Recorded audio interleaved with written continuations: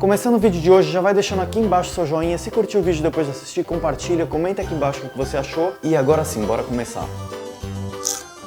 Na geração LGBT de hoje, muitos já se entendem desde novinhos, mas antes disso era quase que um padrão viver dentro do armário. Eu lembro que quando eu era adolescente, a maioria já se aceitava gay, mas ainda escondia de muitos amigos, no trabalho, muitas vezes da família. Imagina então uma geração antes da minha. Claro que ainda hoje isso acontece, mas naquela época era muito comum você chegar inclusive a ter um casamento hétero.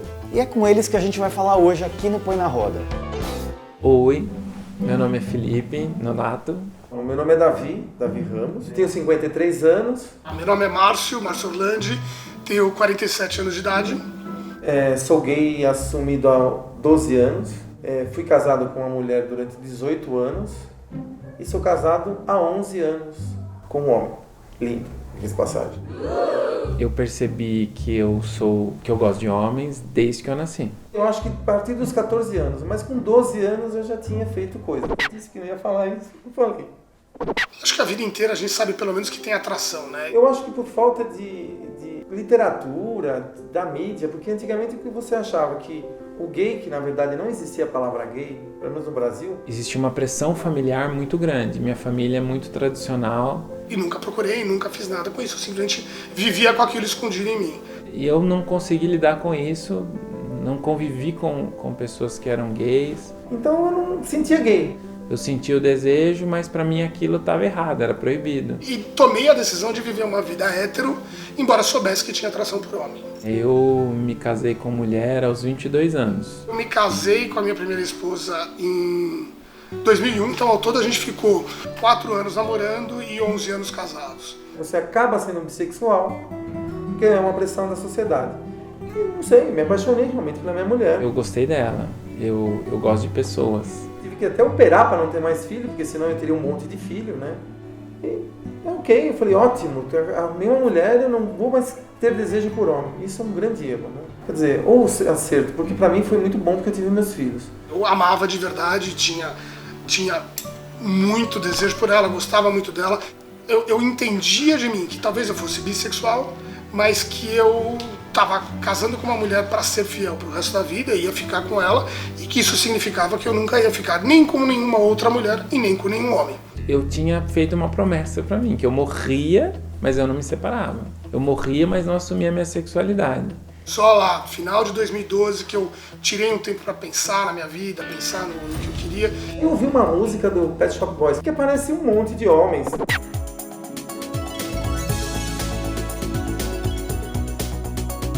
Então eu falei, porra, eu acho que eu sou mais ou menos isso. Se a minha mulher visse coisa, ela fala, puta que pariu, maldita hora que eu trouxe esse DVD pra casa.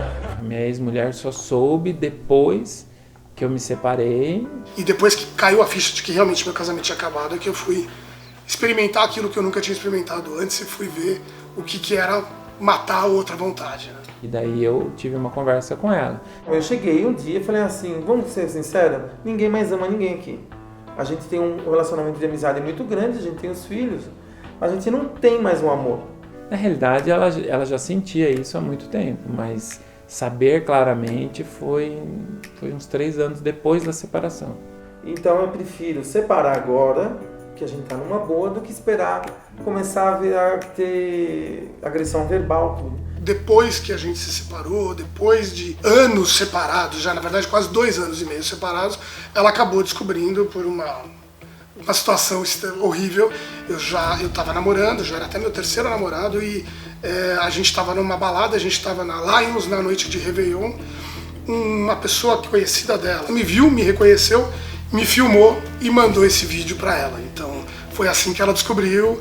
Isso 2 anos e meio depois da gente ter se separado. Depois disso a gente nunca mais falou. Um dia eu ouvi ela falar que o que ela viveu foi tudo mentira. Eu corrigi ela, falei, olha, você tem 3 filhos, a gente teve um relacionamento de muitos anos, foi uma coisa muito boa, não dá pra você dizer que foi uma mentira. Não ter ouvido de mim foi ruim, então isso é uma coisa que eu acho que é complicado. Eu jogava RPG, eu tinha um amigo, e a gente fazia lives de RPG. No início eu reconheci como uma amizade. Eu me separei e fui morar com esse meu amigo. E eu nunca fiquei dentro da minha vida, eu tive uma convulsão. Só que junto com isso minha mãe adoeceu de câncer. chamaram a ambulância e eu me senti extremamente vulnerável, porque eu tive parada respiratória, um monte de coisa. E da ambulância foi quando a gente se percebeu que eu falei assim para ele, eu ia morrer sem poder falar que eu gosto de você, que eu te amo.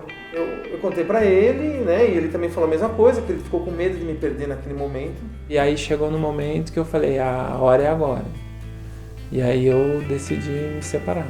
Eu saí da casa dela e fui direto para a casa dos meus pais. Eu falei, antes que ela resolva contar, antes que isso chegue neles, eu preciso contar. Foi difícil, não vou dizer que foi fácil. O meu pai aceitou, eu acho que ele virou e falou, eu estava desconfiado que alguma coisa estava acontecendo, se mudou muito.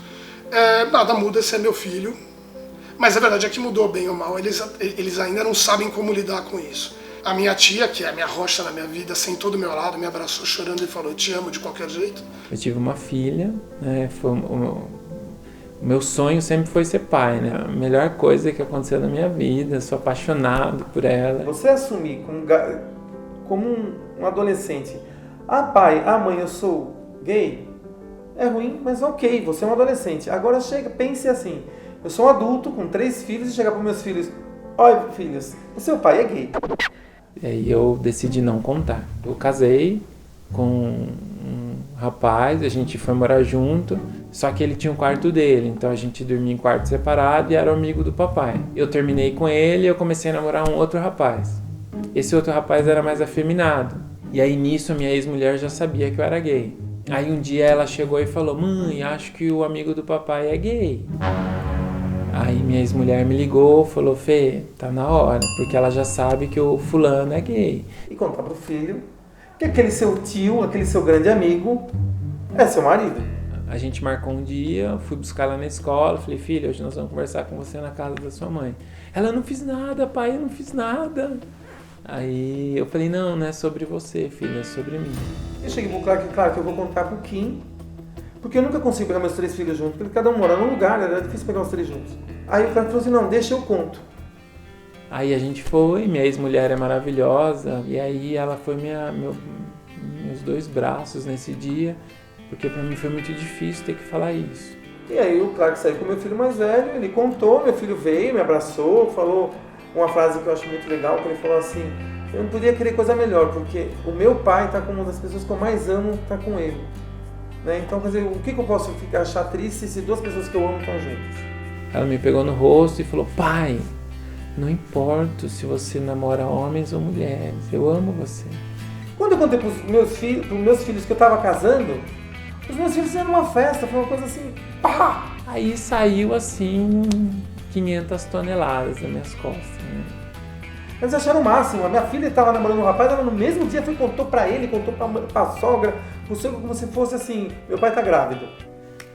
Foi muito difícil pra mim. Não era nem pelos outros, né?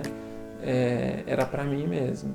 Eu vou dizer assim, pra vocês, pra mim falar, eu sou gay, é muito recente isso na minha vida, porque eu não tinha coragem. A maioria das pessoas que eu vejo da minha idade, um pouco mais novo, que ainda mantém um casamento, se preocupam muito com o que o pai e a mãe vão sentir.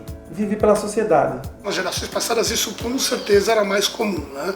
A pressão da sociedade, o medo de se expor, o próprio fato de que a sociedade também não aceitava, como hoje em dia aceita. Já fiquei com caras mais novos, etc, e vejo que a cabeça é completamente diferente e a naturalidade é muito maior para levar o assunto da sexualidade, né? Então é maravilhoso isso. Eu sempre fui fiel, por mais que eu tinha desejo, mas eu nunca traí. Eu já conheci outras pessoas que, como eu, foram casados, se separaram. Já conheci caras casados que traem. Eu acho que existe todo tipo de pessoa. Mas o que chovia de homem casado me procurando era absurdo, assim. Eu ficava perplexo, porque eles continuavam casados e eles queriam continuar casados. E eu acho que no fim você não é nem feliz com a sua vida de hétero, porque você não queria ser, e nem com a vida de gay, porque você não pode ser gay. O mais importante de tudo é o cara saber o que é que deixa ele feliz de verdade. Você precisa viver o que você é. Viver uma mentira dói. Nós nascemos gays, né? Eu não tenho dúvida, eu sei que você também não tem dúvida, né? Você nasceu e você não escolheu assim como eu não escolhi. O que a gente escolhe é viver a verdade. Para mim foi muito difícil escolher essa verdade pelas crenças que eu recebi. Olha, eu não me arrependo nem de ter casado com uma mulher e não me arrependo jamais de ter assumido. Talvez, se eu fosse falar uma coisa, eu queria que tivesse sido diferente, era talvez ter começado mais cedo, né? Ou seja, aproveitado a vida. Também acho que você falar podia ter sido antes, foi no tempo que tinha que ser. Pode ser difícil o momento da gente sair do armário, né? Foi muito difícil para mim, mas depois é tão bom. Você se sente tão livre. Quando você está casado com uma mulher e você é muito heteronormativo, muito. Você cria preconceitos e de repente quando você assume, você limpa esse ranço. Pelo menos no meu caso, né? E não tem nada melhor do que a liberdade. Cara, cada um tá procurando a sua forma de ser feliz. E eu acho que o mais importante é tentar não machucar ninguém. Acho que é a coisa mais importante nisso. Seja livre. O que é ser livre para você, eu não sei. Para mim hoje é viver a minha verdade. E eu vivo a minha verdade.